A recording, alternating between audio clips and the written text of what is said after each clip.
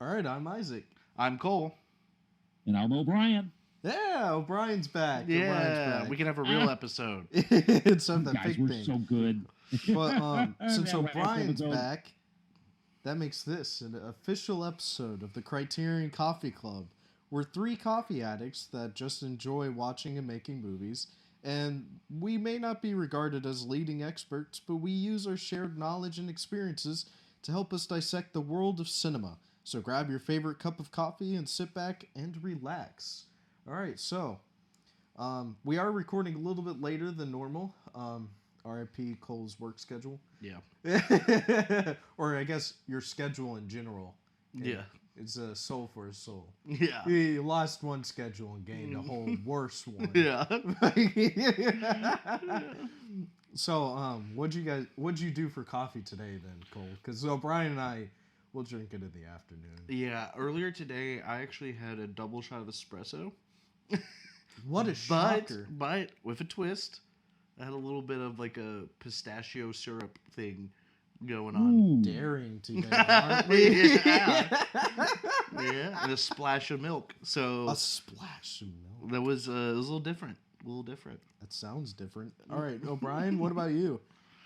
I did Bones. What did I do? It wasn't the Irish coffee. It was the the grog. I think it's the Irish grog.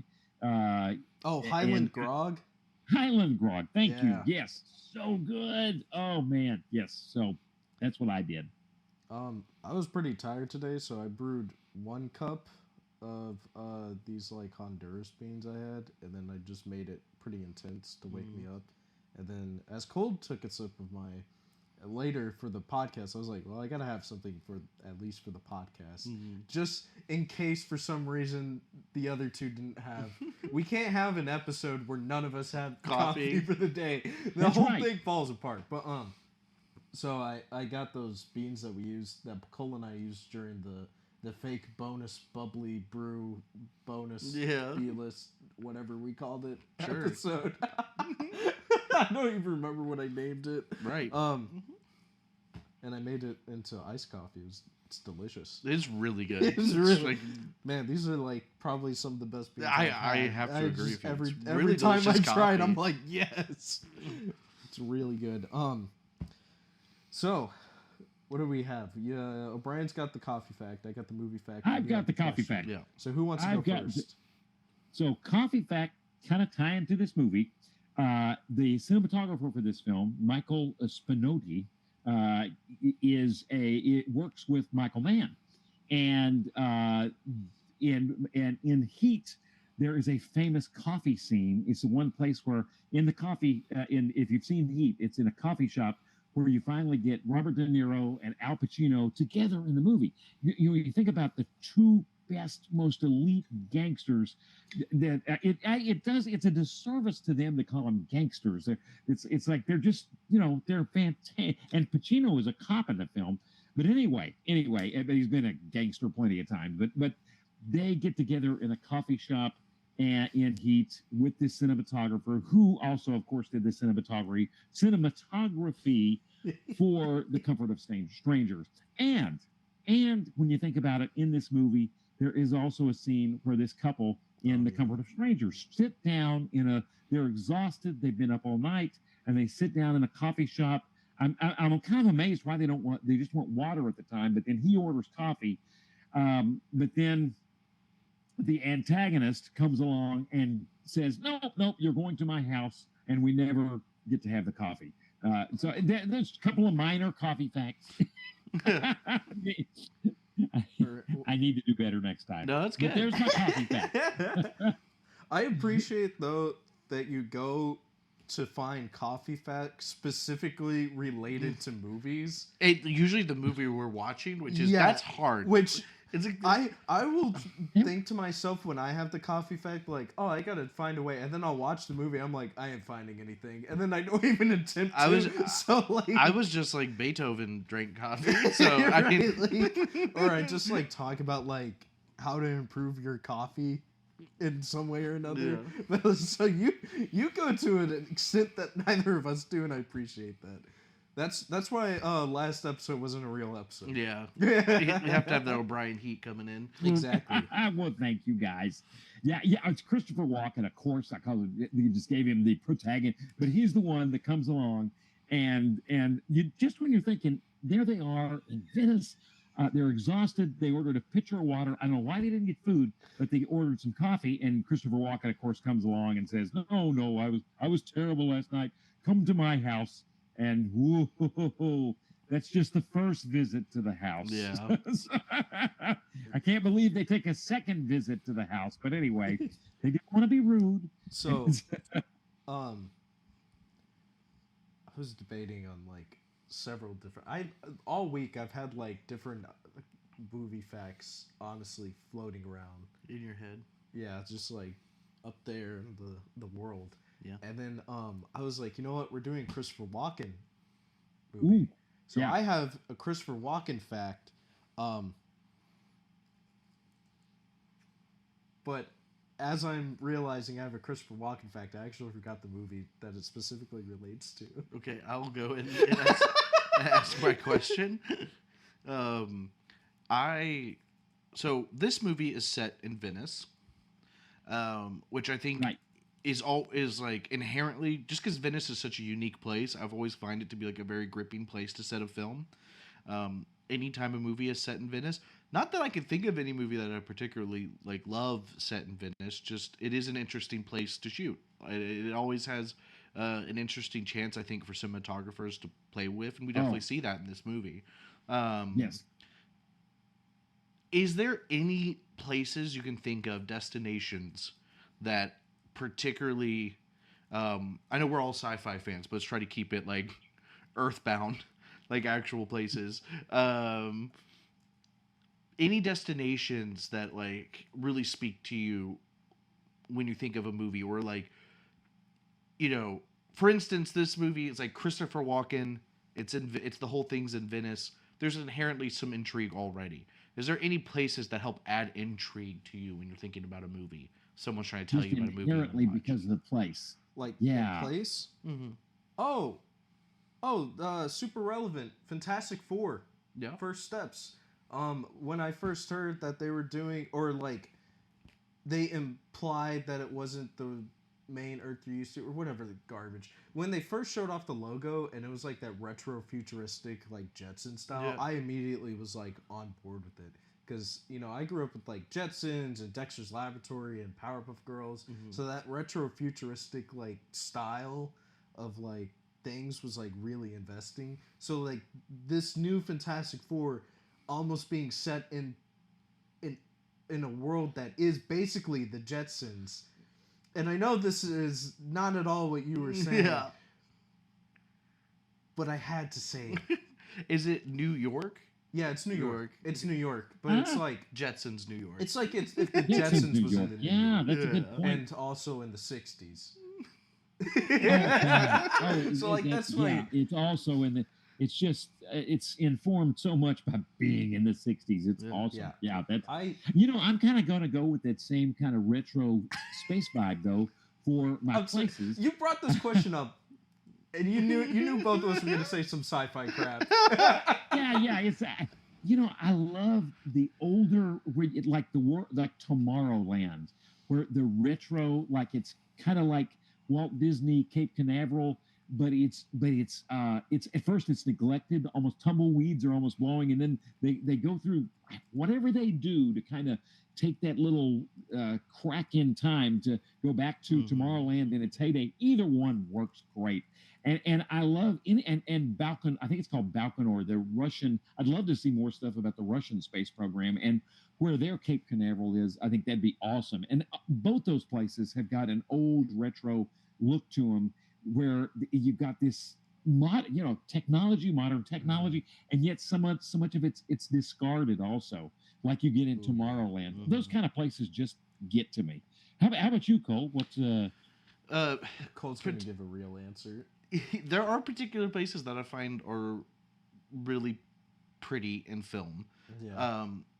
I think of like the Lost Daughter, like Greek Isles, like Yes. like Ooh. Santorini also always looks beautiful Yeah. because you just have such high contrast with the white buildings, the beautiful blue rooftops, and just it's eye candy. And like I'm a sucker for like when something's in Paris. It just has a vibe. Yeah. And part of it is Oh my because God. you have a blending of such like old world and new world. Whenever you have like these cities that have been around forever, I think, and have been modernized, it gives like a cinematographer, I think, a really interesting palette to be able to play with in a lot of movies. And that's in the movie that we're about to talk about. That's actually one of my favorite things. I think Venice is such an old city, and seeing how some of it has aged and some of it's been modernized is always really interesting. Um, Oh yeah, and it ties to those islands off the coast of Greece that you were talking Yeah. about too. You kind of have that Moroccan look. This side of Venice, I mean, I was like, wow, this is felt like, kind of had a really Moroccan look here. I'll give you a more proper answer, Cole. And I think I got to go with like Japan. Yeah. Because I watch like a lot of Japanese movies. Yeah. So for me, it's like either you got to put me in feudal Japan, or you're like right in the middle of like a city, Yeah. or even like one of those like areas that's kind of like not like a small town that's like covered with a lot of trees, Yeah. like this type that you usually see in like Studio Ghibli Yeah. films, or oh I gosh, I love kung fu films. So Yeah. like throwing the characters in an area with like all these like mountainous regions, because I always got it like Ang Lee, sends them flying through like these trees, or like seeing what's referred to as like the Sea of Clouds, which are mountains that are so high they're actually above the clouds, so you see like a literal sea of clouds. So that's always a nice view, especially since you're like, they had to climb up that.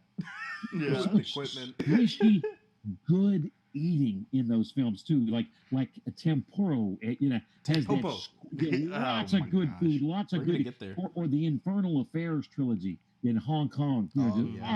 You get so hungry with those cities, those Japanese, Tokyo or Hong Kong. Those, man. I did remember.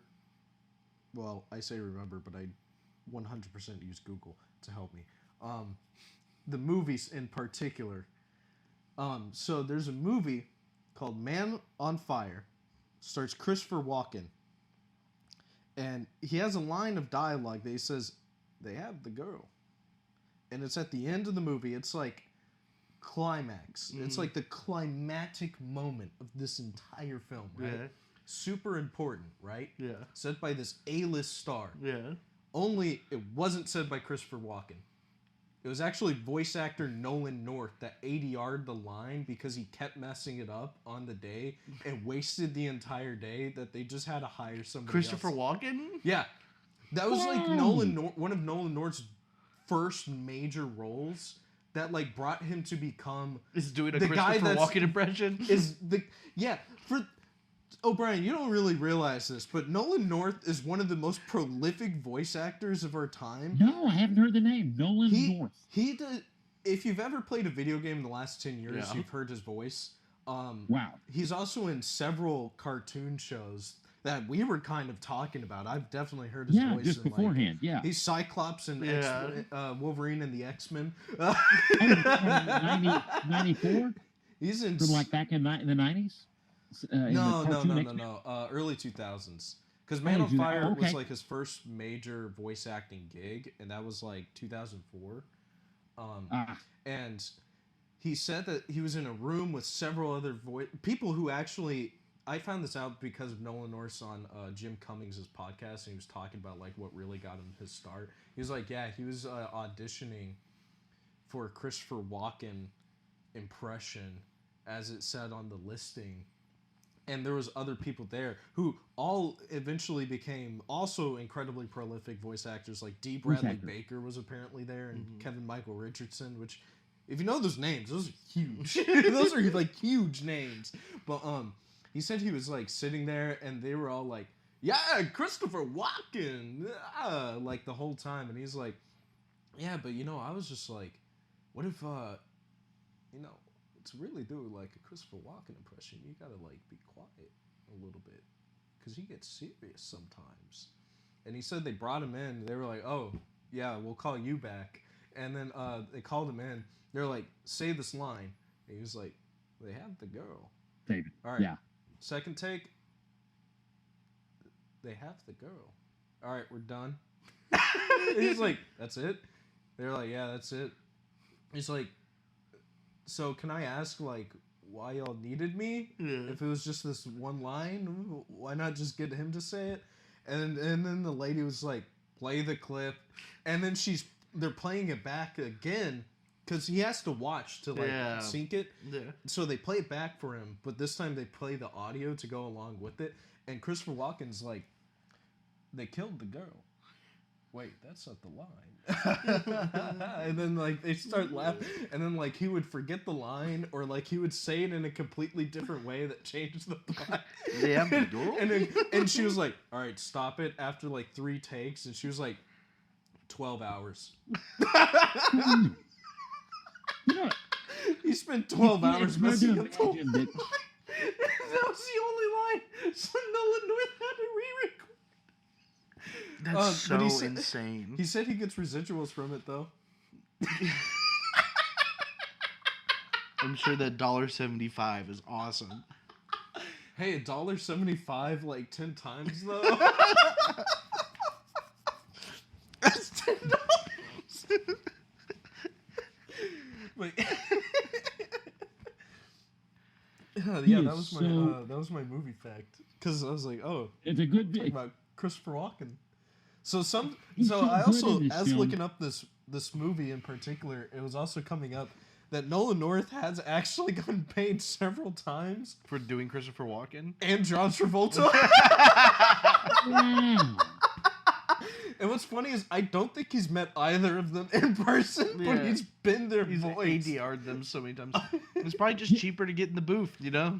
Well, I mean, when it's like one line of dialogue Right. messed up, it's so much easier to get someone who does this for a living Yeah. than calling Christopher Walken, flying him out to the studio, Paying his day rate. paying his day rate, because he's walking. He can Yeah, ask for anything. he's And then walking. Yeah. yeah, he's walking on the cash, you know.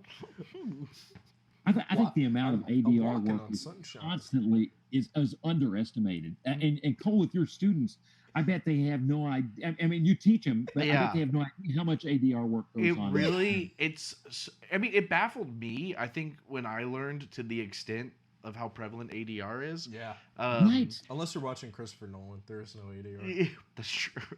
That's true. And IMAX cameras, which Yeah. is sometimes an oxymoron. It's so stupid. It's such a stupid thing to do.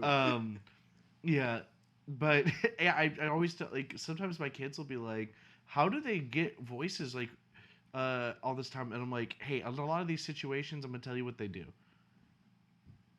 They just Right. record it later. Like, you know, and there's gonna, Yeah. and you've seen movies and you don't know it, where the majority of the dialogue Yeah. recorded later. Sometimes it's like 70%, really obvious. 80%. Yeah. Like Sometimes it is. there's Yeah. I forgot the movie, but I was watching the honest trailers for it because it was just so bad I didn't want to watch it on my own.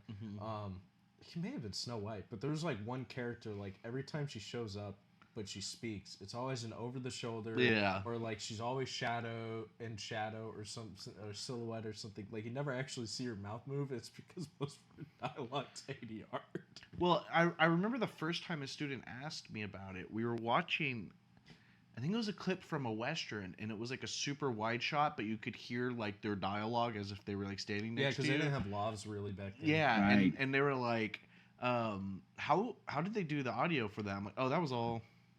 That was all ADR. Yeah. Nowadays, like the boom operator just extends the pole. Yeah. And then there's also like 100 lavs. Yeah. Or really like 2-3 lavs. But you know, sometimes if a character is CGI, or like if you ever watch V for Vendetta, sometimes it feels like V is a completely different character. Yeah. That's because part of V for Vendetta was filmed with a different actor other than Hugo Weaving. I didn't know that. Wow. Yeah. And then they were like, this guy's not working. Fired him and reshot. most of his scenes with Hugo Weaving, and so Hugo Weaving had to go back and ADR the stuff he wasn't on set for. So that's why V and V for Vendetta is really animated at times. Yeah. And then most of the movie he's not animated and it feels like a little off. Yeah. That's because it's literally two different people. That's wild. Or wow, that's I just a or brief. Fantastic Four, Yeah. Rise of the Silver Surfer. Doug Jones was Silver Surfer. Yeah. Even recorded his lines. And then, like, 2 weeks before, like, the final version to send out to theaters or whatever, they were like, you know, let's just re-record with Lawrence Fishburne. So he ADR'd all of that, honestly, to a worse extent, because there is the Doug Jones cut that people have found. Yeah. Way better. But he actually put effort Wow. into it. But, like, yeah, Doug Jones got shafted on that, That's too. crazy. Or Vader's, Wow. like, 3 different voices. Right. Yeah. Vader's all. Because James Earl Jones, then there was somebody else that did the coughing. Yeah. Specifically the coughing. And then there was the body actor Yeah. for Vader. Who's like Yeah. a major bodybuilder or something. Yeah, and they originally recorded Vader's death scene when they remove his helmet with the body actor, and then they changed it. And George Lucas was super adamant throughout every different cut he's done of Star Wars that footage is dead. Like it'll never be him. And it was there was someone that did a project where they like took it on their own and like got that guy and like reshot the scene with him to edit into Return of the Jedi so he could like see himself as Vader.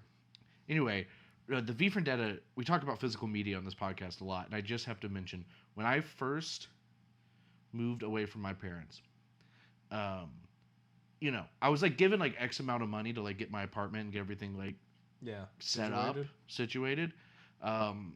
And you know, just bought a lot of V for Vendetta. Well, hold on. You just went full Guy Fawkes. We're getting there, and like I immediately started working the moment I got there. I had a job lined up and everything, and I moved up there in the middle of summer because I was like ready to, I guess, hit the road. And I just didn't have enough money to get like the internet situation started up that first month. So you just rewatched V for Vendetta? But I had like $20.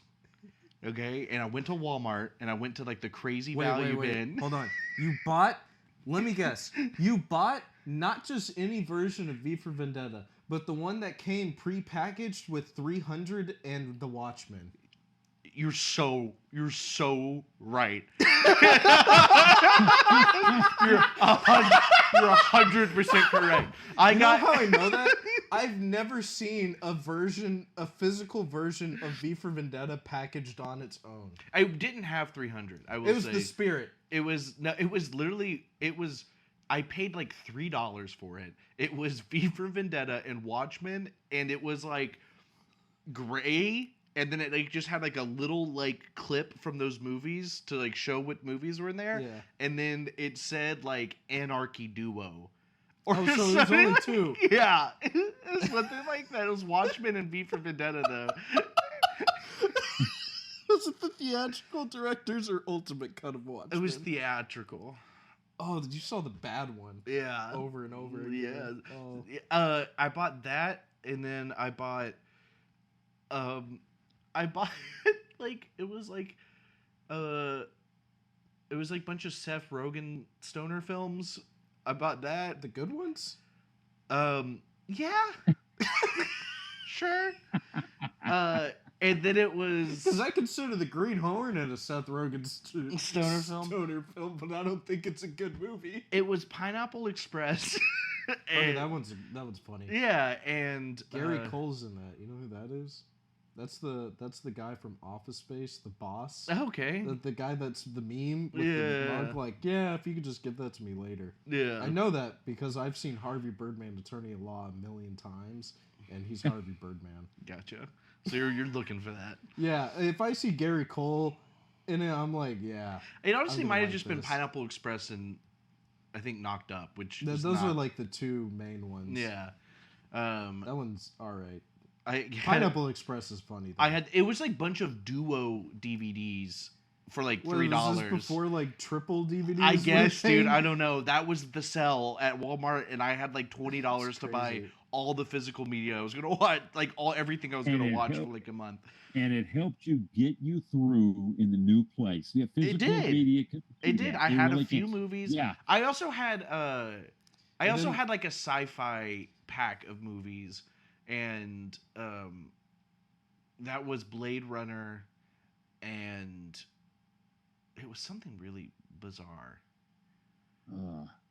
Anyway, it doesn't matter. You used to get like the old 40 kind of medium quality sci-fi films. I mean, there were some, nuggets in the coal. Yeah. But yeah, and it's funny doing a little research. A term I'd forgotten. A flipper. You know what a flipper is? Where it's the old DVD where it plays on both sides. Oh yeah. And you might have picked up some flippers at Walmart. I definitely. I know as a kid, I definitely had a Jurassic Park. That was a Jurassic Park flipper. Yeah, back in the day, it was Jurassic Park and then the Lost World on the other side. I didn't know about the flipper. Or sometimes you get the 16:9 and the 4:3. Yeah. I remember having a flipper before that was movie on one side and then like the game on the other. I definitely had. I remember one that like the other side was like a mini doc about the making of the movie and all the special features and whatnot. Anyway, the closest thing to a flipper, because this is brand new to me apparently. Yeah. The closest thing to a flipper that I've ever heard of is there's a game called The Bard's Tale. Yeah. And on the like side that had like the like cover art like on the disc. And then, like, in the middle, basically where all the information is, but that little hole area, it says, for a really disturbing image, flip disc over. And when you flip it over, you just see a reflection of your face. That's really funny. That game is hilarious. What did you see, you flip it over and you see what? Your face, because it's reflected. Wow. You see your face in the reflection. Yeah. Oh, there's like there's like a meme of someone like doing that, and his face looks so done. Yeah. Like you can tell he got by like a stupid PS2 disc from like 2003. It's really funny. That is wild. Anyway, shout out to Walmart packaging like movies. Yeah, you know why they do that? Though, yeah. Right?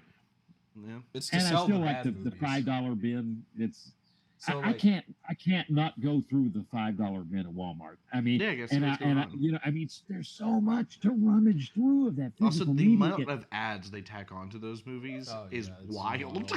It's wild. I'm like, this is like the theatrical release with like a theater amount of ads before I get to the menu for the movie. A modern day theater amount of ads. Yeah. Both Fantastic Four and Superman, I sat 20 minutes. Yeah. And I think in both cases I was like 5-10 minutes late.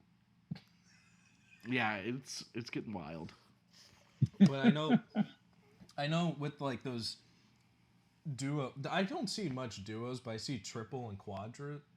Yeah. But they always do it. And this is actually a big reason why physical media is like really, really important to studios, is because that's where they got all their money. Yeah. Because if a movie was bad, financial failure, whatever. However, while Superman 4 failed horribly in the box office, Superman 1 and 2 were terrific. So now we can just package them all together for $10 and then make money off of the movie we weren't making money off of before. Because you could sell a little bit more than just Superman 1 by itself. Yeah. Yeah, it's like, I can get... Like, me, I went to Target one time, and I was like, hey, all 4 of the Burton Schumacher films, I don't want Batman and Robin, but the other 3 I'll take. My grandpa has worked on me. James Bond 50, which was a 50th anniversary James Bond release that had that. every James Bond movie up until that point. Yeah, it was all the way up until Spectre. Right? Yeah, and hey, there are a couple James Bonds that like eras of James Bonds. Yeah, not a couple. Eras. There's eras of James Bonds that he just doesn't watch. So I mean, like, It works. You know, Christopher Walken was in the last Roger Moore James Bond film. Christopher Walken played the bad guy in A View to a Kill. Oh wow! In 1984, just Wow. a couple of years before this film. Christopher Walken, and he was a really young bad guy. Bond. I can't remember his plan. It was kind of like it was similar to like a Lex Luthor plan in a James Bond film. Yeah. It had to do with like land in San Francisco. I can't remember, but it was Christopher Walken, really young Christopher Walken. He's just enough older in this film to give you that more creepy version of Christopher Walken. This film was like 89. Always a bad guy? Is he like never a good guy? He's he was talking about. Book. Did you guys? Yeah, but he'd like try to kill the interview? kid. But he was trying to manipulate the kid so he can burn down a village. I wouldn't say that was like a good character. Yeah, I mean he's a cool character, but like, you know, he's over here like Mowgli. I need you to get me in the Criterion goodies. He was talking about how he came from musical theater. And then he's in the goodies for this film. Yeah. He's talking about, I don't know how I wound up as a bad guy, but here I am. And it showed him and Grace Slick beside each other. She was the in A View to a Kill, and then he just keeps on being the creepy bad guy. At the Adam Sandler movie, he was a demon. He's not a bad guy in his brief moment, his one scene in Pulp Fiction. Oh. No, but he did shove the watch up his ass. I had to shove this up my ass so I could give it to you, my son.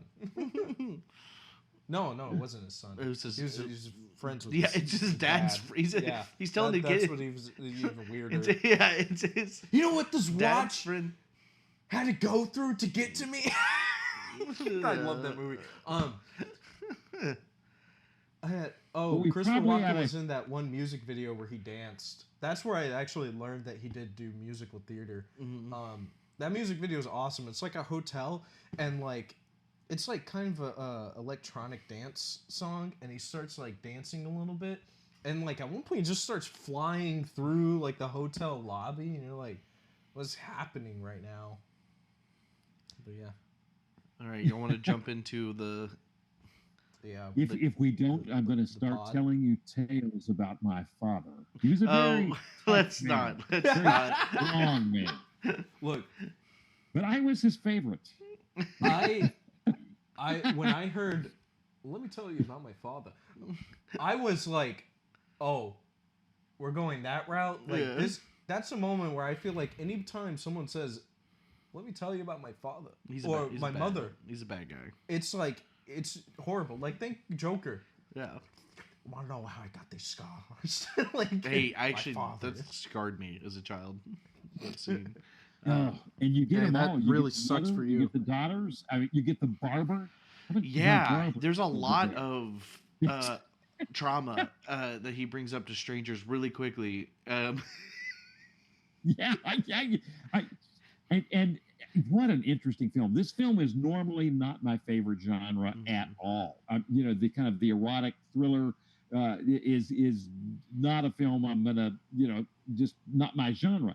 But now I know I'm probably a minority view here, but I got to admit, maybe it's because it's not my genre, and it's because of the incredible cinematography, the editing, the location. A lot of it adds up, and I just fell into it. I mean, I thought, what a film, creepy film, and I just got pulled in. It had a pull for me and just pulled me in as a cautionary tale for sure. But whoa, for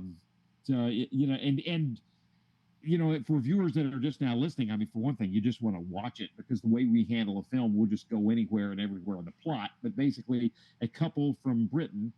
Kind of struggling couple in their marriage. You can tell where they're not married, but the woman's got 2 kids, and it's kind of like they're using this as a trip to reconnect. Go to Venice to reconnect and see if they can explore some and find some new spark in the relationship. Mm-hmm. And then as we're going along, we see that we know that there's the pictures are being taken of them, but we don't know who's taking the pictures. Then finally, they get lost, and Christopher Walken shows up like 30 minutes into the film, and wow! By then, the film's kind of taking off. Yeah. I when the photo taking started, I was like, I actually really like this because it was completely Yeah. Like I knew who was taking the pictures because I read the synopsis. I was like, I know this is Christopher Also, like Walken. pretty early on, you see him like in the silhouette of that one like little tunnel. You know, Oh, right. Oh Right. yeah, but like it was like jarring because like they're just having a normal conversation and then all of a sudden you're like, oh, this is what this movie's about. Yeah. Because like somebody's stalking them and that like adds like a lot of interest. Like with a Leica M11. you are such a nerd. I such just- a with the nerd. Leica. Oh my God, that's right. And I love the, but you, and it's so much fun. You see the classic tourist camera for that time when they hand their little, small plastic camera. Yeah. I can't remember what those. It wasn't 35 millimeter. Kodak had all these other types of formats for, and the film would be just a small cartridge. And so they hand that to the two young women that are going to take that picture. But then as that picture's being shot from the side, then we're privy to this black and white shot Yeah. of Christopher Walken from the Leica. Wow. Yeah. That's awesome. I always look for it because He's a nerd. so many He's there's such a nerd. well, especially movies from the 80s and 90s, anytime there's a character who's like actively taking photos in any type of like touristy destination, it's like 9 out of 10 times they like have like some really cool Leica camera. Oh God, that is so cool. That is That's so. so funny to me, honestly. That is a. What country made Leicas? Germany. Yes. No. There's a, Yeah. yeah. That was Yeah. Polish. Oh. Or Some And because then I there's said the- Germany one time and someone was like, "No, I know Hasselblad and Ari." oh are yeah, both right. Germans. That, yeah. thought Leica was Oh, German. wait a minute. Let's Is see. it Russian? Is that? 'cause Leica? Definitely Russia not made- Russian. Leica camera. Like Russia made some good mixed scene millimeter like cameras. a HQ. National. Oh, it is German. Yeah. Okay. German. Yeah, that makes sense. Not Because I Russian. do Because Yeah. Leica is a German word. I remember watching a documentary about it and how there was something to do with the Nazi Party when they were like early on in their manufacturing process. Oh yeah, yeah. Like was almost like killed the cameras off Wow. because they needed to manufacture other things. That's what. And there's even Nazi references in this film, which are interesting. Nazi kind of Christopher Walken is kind of a, you can feel it, as a Nazi. Yeah. He kind of wants to judge people, he kill all the perverts. I mean, it was just, wow. But anyway, so for Cole and what did you think of this film? Where did it go off the rails? We kind of know the general plot. Okay. Where did it get on the rails?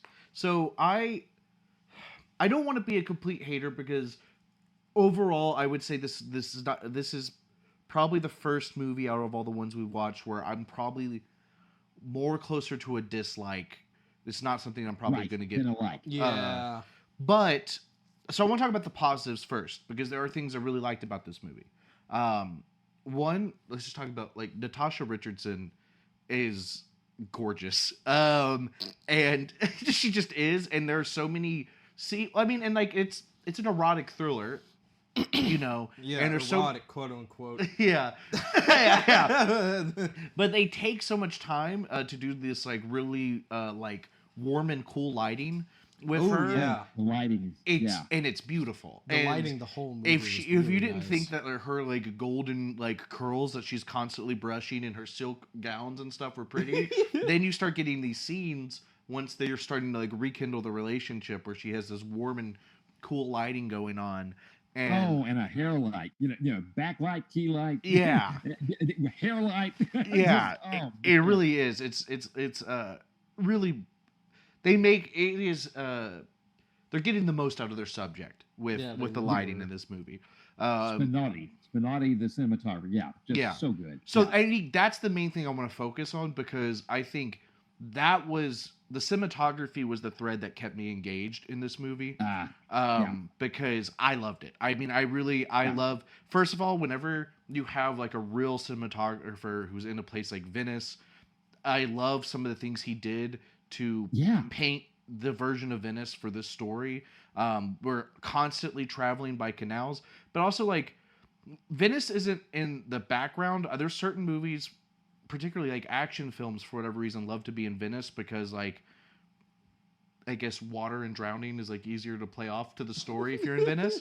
But like we're very much on foot like tourists in Venice, and I think it paints a really good image. Yeah, you don't really see so much of the canals like you would expect. Yeah, and when you do, it's like they're using it as just casual transport. Yeah. Like Right. because that's what it is over there. Because that's what it is. And I love the scene when they're coming back from their day trip on the speedboat from Murano for the glass workshop, and you see like the camera's like mounted on like whatever like the windshield visor part of the speedboat is, and it's just pointed to him, and she's kind of in front. He's got his arms around her, kind of like steering what's going on. That's really beautiful. I also like a lot of the shots that are from street level looking up into the hotels and terraces. There is a great shot at the very beginning, which like hooked me initially, and so I was like really pumped. Where we get like the whole sign, like 2/3 of the image is just like the sign for the hotel, and then he is in the other third in kind of like a terrace, and it was from the street level across the canal. I thought it was just a beautiful shot. And I love the shot of when Helen Mirren's calling them over, and I and that scene did drive me wild because she was like, because you're like, don't go over there, like you're out of your mind if you go over there. Oh, especially after he brought up that he got punched by Christopher Walken. Yeah, and then it's also one of those things where like they're acting like, oh, we don't want to be rude, we have to go, and I'm like, you're across like a river right now, like. He can't chase you. Just didn't no. like you're far enough away to where you could just pretend you don't notice what's going on. Pretend you didn't. And it's funny, in the restaurant where Christopher Walken was looking around for him, they were kind of hiding, trying to not see him then. But then in the last evening, it's like they can barely see her, and like, oh, we don't want to be rude, and they go across the canal. So, that's. And the lighting too. I love the way they connected to art in that unbelievable apartment of theirs. They had art, great, portraits, kind of Renaissance portraits on the doors. And you'd realize, oh, that's not just a painting, that's a door. And then you pull back that last shot, Mike, after his throat is cut, the plot spoiler, and then you pull back, and they have some characters in the artwork, which apparently was done for the film. Some of the artwork in this apartment was actually done for the film. So that's why it looks so perfect. You're pulling back and you see a guy in a white suit that's painted on the wall that looks like Christopher Walken. And you're pulling back. And it just... The apartment is a self-contained studio in Rome. It's a studio in Rome. Yeah. And the background, that's the only part... That part you saw that too, Cole. The goodies. That part you're watching it the first time. That's the only time you're thinking, is this a set? You kind of and you're looking outside. It looks a little bit not quite real looking outside. And sure enough, it's not. But they built a beautiful set for the outside of it. It's Venice. A beautiful set. The only thing that really gives it away is just with how beautiful the cinematography is throughout most of the film. You kind of have this feeling like if this was really in Venice, they would be playing with that terrace a lot more, Right. Yeah. Because the few shots we get of kind of looking down into Venice really helps paint the picture of what an interesting city it is, and how like everything is built on top of each other. And I love when they're exploring through it and you get to see the alleyways and how twisty and turn. This is not a city that's been planned in like a modern infrastructure. It is very much like we're building on the fly and we're figuring it out. And these waterways that are going to be waterways and alleys, Yeah. And that's authentic. Authentic. So I really can't criticize the apartment in the least bit, because it is kind of dreamlike. But that's the one place. And it's funny looking at, you can see in the goodie from Criterion, you can see you can see how much that they built of a look-alike fake Venice, to be looking at over that terrace, and they really didn't use it a lot in the movie. Yeah. It's kind of subtle. She said, "I love standing here. This view is incredible," but you really don't see that much. But the interior of the apartment is unbelievable. Is really gorgeous. Grief. I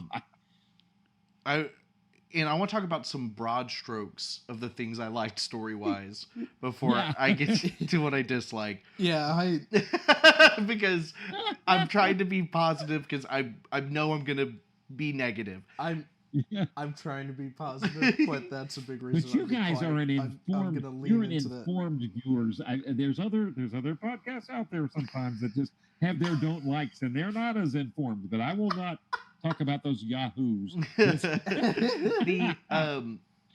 I do think there are some interesting broad strokes with the story. Typically, like the fact that they go back to the apartment after, talking about how weird that encounter was, and specifically him talking about being like kind of assaulted. Yeah, when he was getting punched in the gut so hard he lost his breath. There is. But it also ties into the fact that their relationship was completely on the fritz, and up until that first time they stay in the apartment, and there is something about that courtship with danger that kind of re-sparks their relationship. Totally. Suddenly, she does not care about the kids.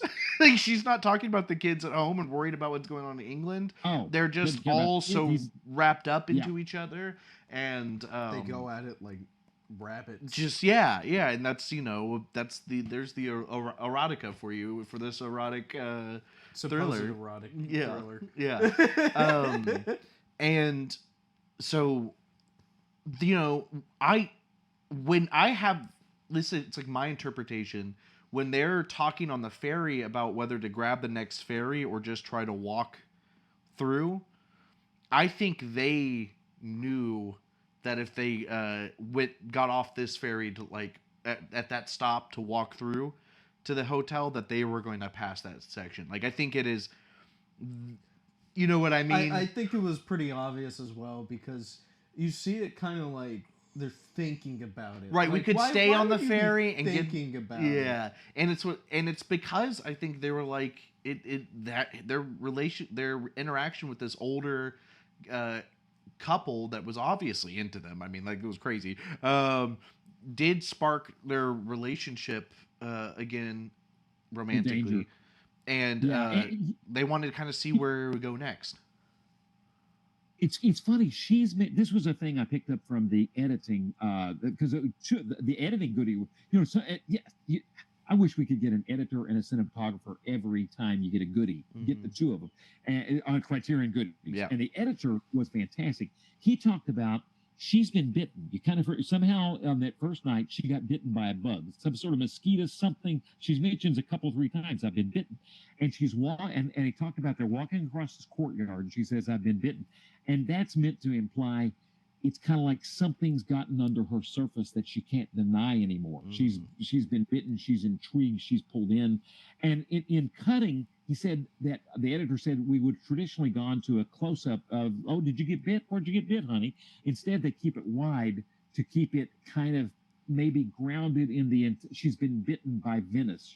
You're grounded in the entire mise en scène. Instead of going to her personally, it's like the whole place has infected her somehow. And they're not the same after that. Of course, they go to the house. That's even before they went to the apartment the first time, but they go the first time. And then, of course, they go back again. One thing that got me was a line that she says. It's kind of an interesting thing. It's after they've kind of reconnected the flame. And then she goes, this is real near the end of the movie. She goes for a swim and she comes back. And then not the husband, but the boyfriend is really wanting to connect with her. And he even says, let's get married. Whereas he's been, for most of the film, he's been the distant one that did not want the relationship, did not want to get involved in the kids. Yeah, now all of a sudden he's in love with her. He says, I love you. Let's get married. Now she's distant. And she says, let's just think about this. Let's enjoy the moment. And it's interesting. it feels like it gives a sense of guilt to her maybe at that point, because now she's pulling away, and I don't know where to go with that other than that it's at that point it felt like she's kind of a guilty object at that point, and there's a coldness to her. And when you think about it, maybe that kind of continues, because there she is. She's drugged at the end of the movie. Plot spoiler: she's drugged, and she watches him die. He gets killed. The Criterion write up even calls him kind of, he's so handsome and cute, or good looking. Even in the restaurant, everybody's talking about him instead of her, his looks instead of her looks.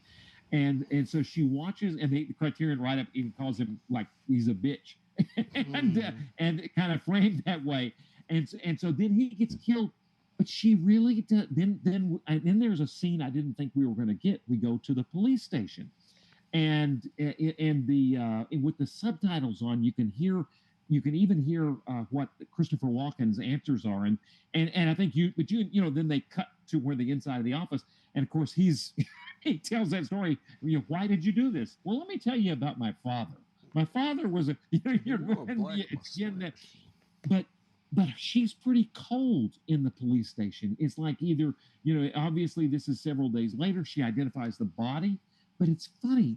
What did you guys think? Did you think she kind of took a turn for the being a little cold, or I think there is a subtext in this film, right, that I will mostly say is closer to one of the more negative things. I don't like the queer subtext in this film and the way it's handled. Yeah. A whole do you lot. think there was a gay bar? I thought I think well, okay, the bar had a swordfish on the wall. That's right. Yeah. And if I've learned anything about watching movies, if there's a fish on the wall, that's a bad place to go. Yeah. That's a prominent swordfish, now that you mention it. Yeah. But you're saying that kind of gay subtext, that was one thing that bothered you. Well, and I do think it's intentional, but I think the reason that she kind of flips emotionally towards him is I think, one, she is a little enticed by Helen Mirren's character. She kind of says as much in the police office when she's like, "Why did y'all go back?" And he's the inspector is trying to push her to explain why they would go back to this apartment if it was so weird the first time. And she was like, "Did you like the wife?" Because first it's like, "Did you like the husband?" Right. No. Did he like the wife? I don't particularly think so. And he was like, "Did you like the wife?" And she said, "Yes." And that's the only time she said yes. And then when they asked, "Did he like the husband?" she kind of is like taken back a little bit and is like, "Well, no, I don't think so." And I also think that the movie's trying to imply that, obviously I do think he has an attraction to Christopher Walken's character. I think that's applied throughout the film. That is kind of like the dangerous attraction. I don't like some of the queer subtext because I do think we're starting to get into some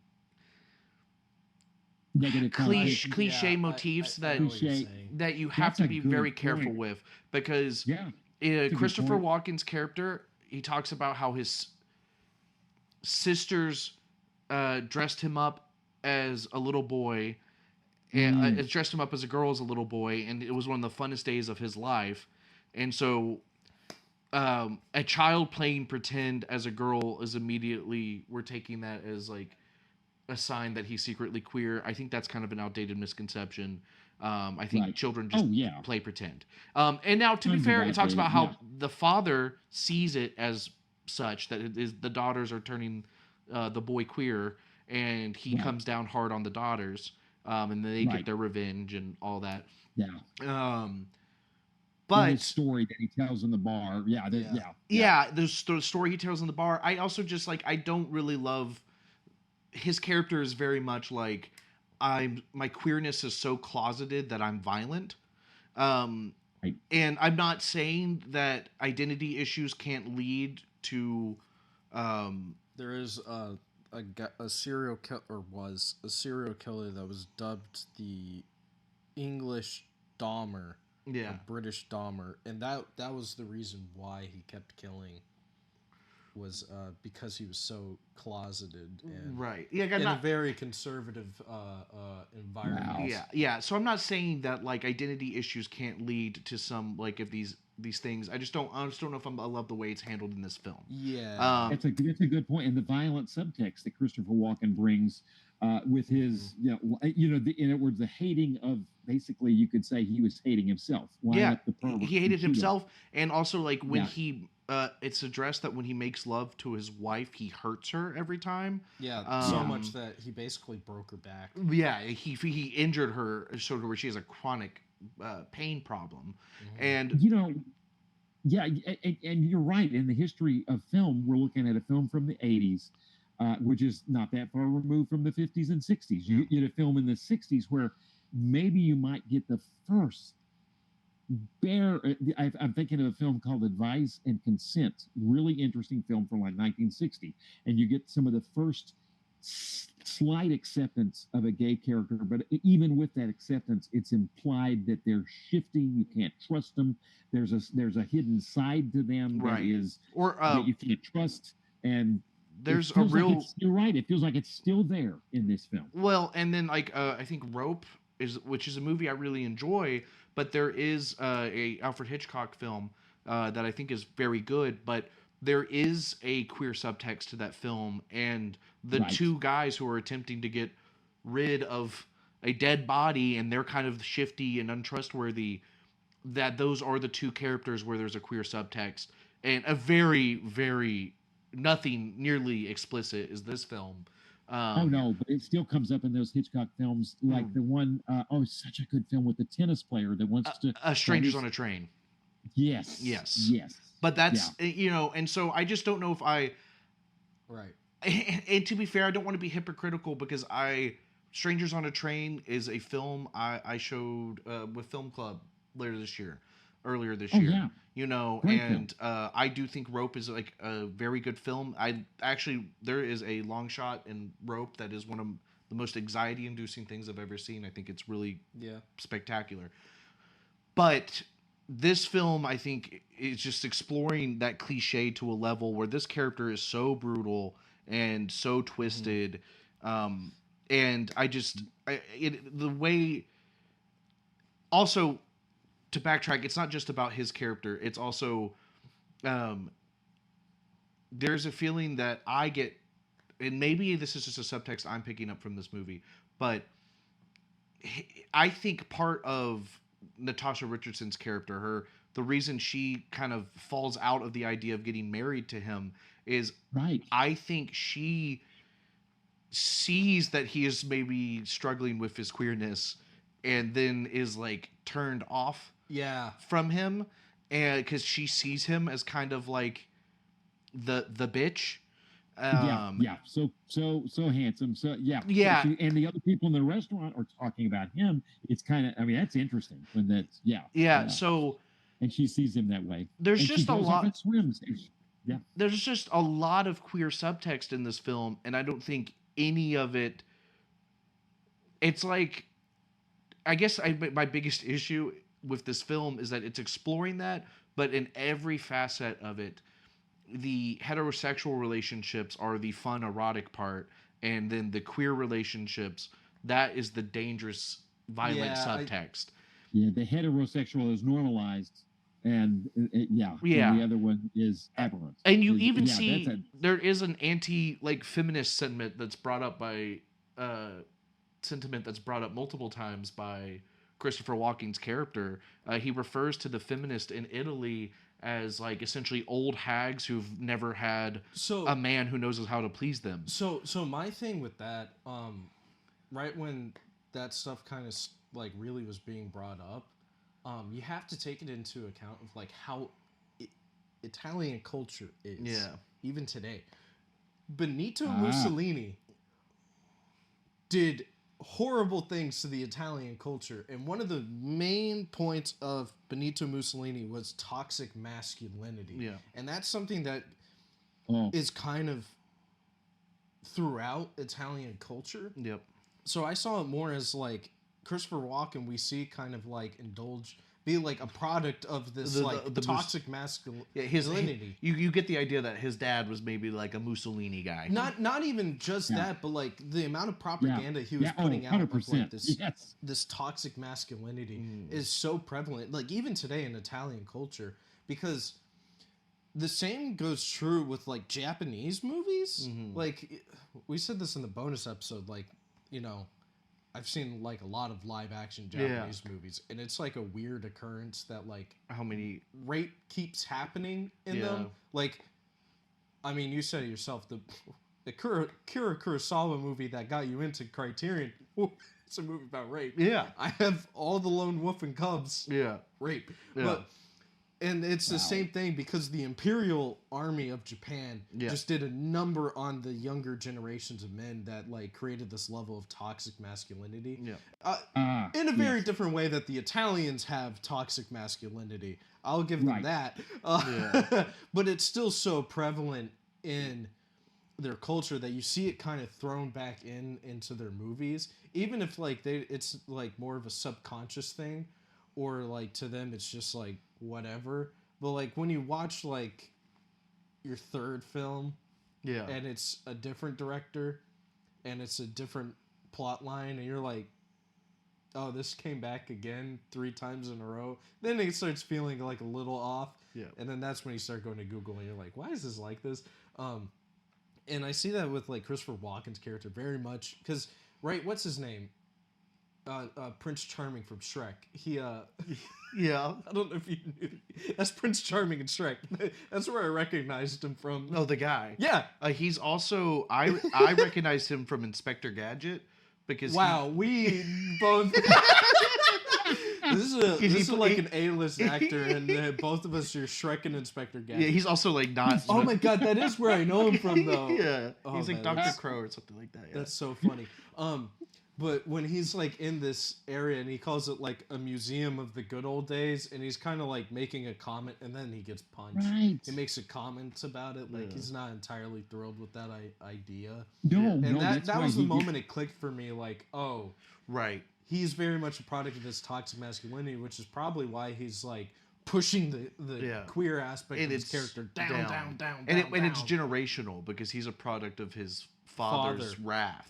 And his father's toxic masculinity, and his grandfather's. And if it's like if we take this movie as like 80s contemporary, the age of Walken, his dad was definitely had something to do with. Dad and grandfather definitely had something going on with Benito Mussolini. Absolutely, especially the father being in the army, or just straight up a product of the propaganda. I think one thing that kind of threw a curveball in the mix for me, and because I see completely where you're coming from too. Was basically the little conversation about freedom in Britain, which is basically, and we're thinking, what kind of freedoms are they talking about? And we would say probably they're good freedoms. They're resisting Thatcher. They're resisting Thatcherism, and you can tell that I think that the couple that is not, they don't like the kind of freedom that maybe is being repressed in Britain. And of course, Christopher Walken takes offense to that, and you've got to have limits on freedom. But that kind of threw a curve. I was seeing the positivity of that, but no, I mean, not with Walken's character. Right. But he refers to him as a communist poof. And then goes, and then he goes, or maybe that's the wrong word. Maybe it's fruit. Yeah. Oh, wow. Yeah, I think that was the scene that was most prevalent to me. That he was like, oh yeah, he supported Mussolini. Yeah. Like the like what, 4th worst dictator? Yeah, 4th worst dictator. If you remember ranking them. I mean, yeah. Hitler was not the worst. I'll say that. He was the worst warlord. Okay. Are you ranking dictators, Isaac? Look, I'm just saying, Mao Zedong killed. Mussolini, Stalin, and Hitler. Like, you combine their numbers, Mao Zedong killed like 3 times as much as them combined. Oh, that's true. Yeah, Mussolini was. Yeah, he was not in the same league. Awful human. Horrible, but still not. Yeah. No, I missed her. And I thought, whoa, for ranking dictators, that's fascinating. I did listen to a podcast that's on dictators. I'm not gonna lie, there was a whole part at one point where it was just Russian dictator after Russian dictator. Like, it's just been Russian dictators since, like, 1850. I know. I was like, Russia's, like, the largest landmass in the world that has never known, like, what democracy tastes like. Yeah, and it all started with Vlad the Impaler. Yeah. The inspiration for Dracula. I have a cool story to tell I love that. I love that scene that you were talking about where he says, "Oh, this is like a museum." What did he say again? The museum of the good old days. Yeah. And he says it with, like, the kind of tone that, like, he was not... He's being a little snarky. Yeah, he was definitely like, oh, yeah. You can, and he walks in front of Christopher Walken, cuts him off, and you can tell something. Christopher Walken was not happy. And then that punch comes along. And punched. And I did fall in love with the editing at that point, because I mean, that, like, punch is like, it's so, you know, when you cut on action, like we were talking about, it just emphasizes the action, and that punch was a gut punch. It was powerful. There's one thing I got to bring up. I'm gonna be kind of funny and cheeky when I talk about this, but, like, also kind of serious. But, like, I have the concept of this movie really pushed my suspension of disbelief, in the sense that, like, okay, the first thing, this guy is fine. Natasha Richardson looks like a goddess throughout this film. Like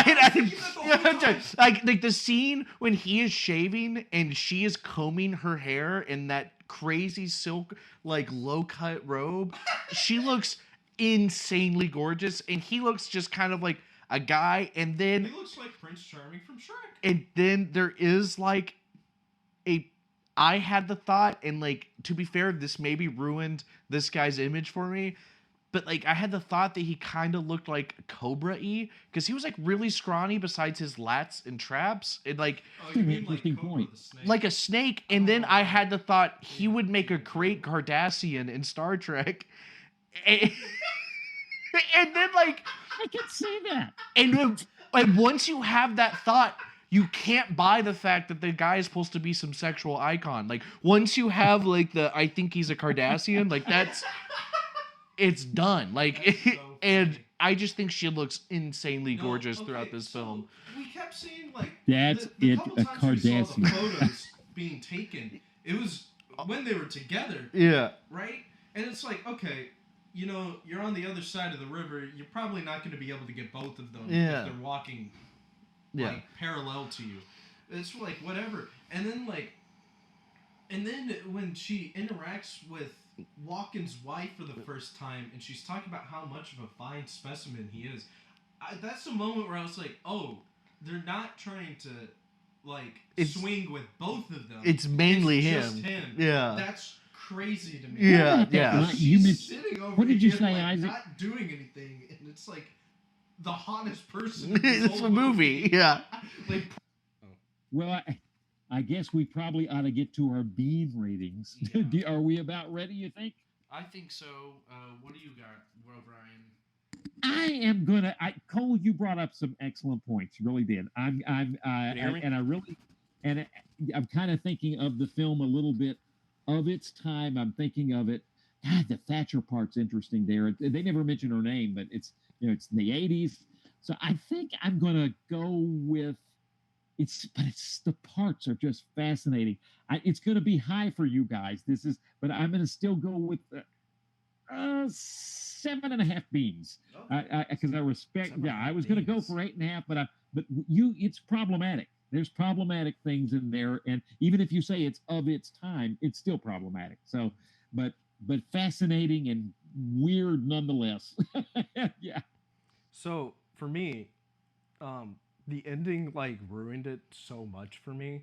Like, oh man, just the one cut. I was like, oh, okay. And then, like, the cutthroat thing happened. I was actually so irritated that I was like, I'm gonna get those El Salvador's beans to, like, cleanse what I just. That's not even a joke. That's why I have this iced coffee, because I was like, screw this.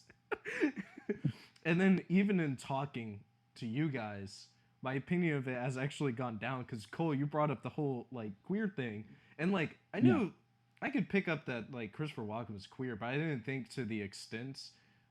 No, Cole, you brought in a perspective that, like, shed some light. So instead of giving it 6.5, I give it a whole 5.5. Beans. And I'm talking dark roast, so dark that like the beans themselves are oily, and they're probably from Honduras, which I found to be like my least favorite country of bean origin. I honestly, in my head, was going to give it a 4. I think before we talked, but actually, I think that would just be disingenuous because Yeah. I do think there is some really strong filmmaking. That's what it was for me. It is, and so I think I have to give it a 5.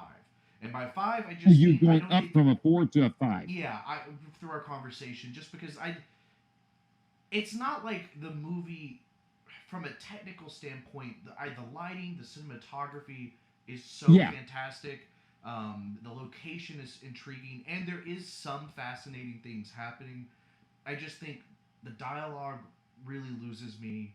The characters are close to being what they need to be for this movie to work for me, but just I think they just fall short. The movie just falls short for me, so I have to give it just a 5. It's just kind of I'm not saying I'm completely like it was a waste of time watching it. That would be an overstatement. It wasn't for me. It's just a galactic buildup for a whole lot of nothing. There was a lot of interesting stuff. It needed a little more tact. More punch.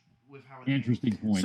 So before we've always talked about these movies, and it's like, okay, Fiend Without a Face was a product of its time, and it accurately captures 50s. Yeah. Same thing with broadcast news. It was very much like this is a cultural relevance here. Right. Other movies we've said are like maybe there's a filmmaking aspect, a cultural relevance, or maybe it's just a damn good movie. Yeah. What are your reasons for why this movie is it a Criterion Collection? Should be. Make your case. It's because it's a Paul Schrader film. Yeah. And say what you want, whether you're a fan or you're not a fan, when it comes to these type of movies, or just like this, I'll say this size of production that is almost something like this, like mid-size. It's not quite like a pure indie film, but it's not. Yeah, like because there's no way if it was an indie film they could have that apartment. Right, but it's. Oh not, no, it's a big budget. Yeah. Yeah. But it's not like a blockbuster studio film. Definitely not. No. That is sadly a type of film that we don't see as much anymore. And Paul Schrader kind of like it's like reminds me of an Ivory Merchant film. Those the British filmmakers. It feels like the same kind of budget, same kind of cast. Yeah. Yes, and Paul Schrader made a lot of movies that are kind of in that realm, and he's made some really relevant movies. And this is definitely I would imagine one that it has Christopher Walken, Helen Mirren, and also exactly. Prince Charming. I would imagine I would have to do more deep diving to really back this up, but I would imagine at the time it was made, it probably pushed this erotic thriller genre towards a little bit more of a relevance, and the mid to late 90s, this is a pretty relevant genre of film. It was like the 80s, which is considered one of, if not the most sexless era of Hollywood, in a way that you didn't really see it even in other movies. You kind of see that a lot now too. Yeah, I blame Disney a lot for that, but of modern day. But I wonder what this film would have been like in the late 90s. Yeah, like they probably would have pushed that erotica aspect far more, and it honestly would have made it more interesting because it would have made you feel. I was expecting you to go in and feel uncomfortable, like I shouldn't be watching this. Like, it's taboo, it's dirty, and then it wasn't. And this was something I thought about while watching the movie, is that I felt like this movie was a little laborious to watch, and I don't mean that in necessarily like a super negative light, because that's not always a bad thing. I think Black Swan, although Isaac watches it like it's Christmas movie. It's a Christmas movie for me. Apparently. Yeah. But like I consider Black Swan, I think it's an excellent film, but it's a laborious film to watch. Like, Yeah. But that's Yeah. a good level of laborious for me. Yeah, I just think with this movie, I kind of wish that maybe it was Like I finished it for punched up things homework. a little bit. That's what with homework for this podcast. Anyway, No, that's a interesting point on the '80s too. That's Yeah. are you doing the spinner, Isaac? yeah. Oh Yeah. yeah. So what we just watched was number 1041. So, drum roll, please. I just saw you with that computer there. Okay. 1196. 1196. Which- Number we're going on. Whoa, this is I've never heard of this. I've never seen this or anything about it. It's recent. 2022's 98-minute film by Nikyatu Jusu called Nanny. Huh? The film's called Nanny. Nanny. What was the spine it's- number? It's 1196. 1196. It is Nanny. 98 minutes. It's a recent film. 1196. Yeah, 2022. All right, let's get a synopsis because I doubt any of us have heard of I this. have not, but I'm excited. This is definitely a No, little bit that's- different than the last, than anything we've done so far. Oh, excuse me, I Yeah. just burped. Sorry. A spellbinding blend of social observation and artful shocks. The debut feature from Nikyatu Jusu plunges into the increasingly fractured consciousness of Aisha. Oh my God, my pronunciations here are being tested, Cole. Please help me. What is this? It's Senegal. It's Senegal. It's from Senegal. Senegalese. You're asking the wrong guy. I know, you're the only one looking at this. Senegalese immigrant who takes a job as a nanny, For a wealthy white family in New York City. Okay. See, now we're in words that we understand. Separated from her own son and casually exploited by her employers, Aisha finds herself consumed by unsettling visions and growing rage, one that could either destroy or empower her. This visually captivating tour de force, the first horror film to win the Grand Jury Prize at the Sundance Film Festival. Okay, that's huge. That's huge. Distills complex ideas about motherhood, inequality, and cultural dislocation into a work of dreamlike dread. Red. That's Also, Wow. fascinating. This cover is awesome. Yeah, the cover looks amazing. I can't wait to Photoshop someone's face over that. Yeah, oh my gosh. Okay. It's probably gonna be you.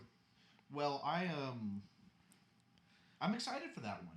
Yeah, I'm really intrigued. All right, guys. So next week's movie. That is that slipped Yeah, by. You know, you we always check and see what they're releasing, and that one slipped by completely. That's let's see. I'm Oh, checking. these stills are awesome. Oh, looks like. Let's see if it's on the. don't Is it think on the there's- Criterion channel? Have you found or? Ooh, I should probably look up some disclaimers actually. Oh wait, doesn't IMDb have one? Yeah. Nanny McPhee, 2022. Very different. Very different film. All right, where do I go for? If you scroll down, there should be. There's director, writer, Just keep scrolling. photos, top cast. Oh yeah, it's like storyline. Oh, Parents Guide, Yeah, Parents Guide will definitely give that to you. but motion picture rating as well. Brief sexuality and nudity. Yeah, whatever. Who cares? It is on profanity, Prime Video. violence, oh, it this- actually doesn't look. Doesn't, yeah, this is mostly mild. Everything is listed as mild, so besides intense scenes. yeah, which apparently is just like the horror aspects, Okay. and not like Right. anything necessarily triggery. Okay, that's good enough. So that's always good to know. Yeah, I Looks realize like it's on we Prime definitely Video. should do that too. with It's on some. Prime. Yeah, I think it looks like I it's think on it's Prime. this on Maybe on Crit- Criterion too. I'm not sure. Okay, no, awesome. it's not on the channel. Okay. Okay, so Prime. Amazon So we can Prime, all watch get this to it. one, guys. All right. I think it's a rent on Amazon Prime. Okay. I will be sailing the high Okay. seas. I didn't say that. So before we go, please like and share if you enjoyed this podcast. And if you want to bring your own ideas from the movies we watch or just wish to chat about cinema or coffee in general, please leave a comment and engage with us. And O'Brien, I don't know if you finished the bonus episode, but I said this in the bonus episode. We are on everything now. Like, we're on Apple Podcast and iHeart Radio. So, like, if people find that to be better for them because it's louder on those, apparently. Right. I actually found out that's why when he made the comment to me that we're quiet on Spotify, I found out Spotify's standard limiter or whatever is like 2 decibels actually quieter than everybody else's, which is like 16, and then Spotify's like 14. So that's why some podcasts just appear quieter than others. And that honestly explains a lot when I'm like playing games. But anyway, I'm Isaac. I'm Cole. I'm O'Brien. And we'll go away now. Crunchy roll.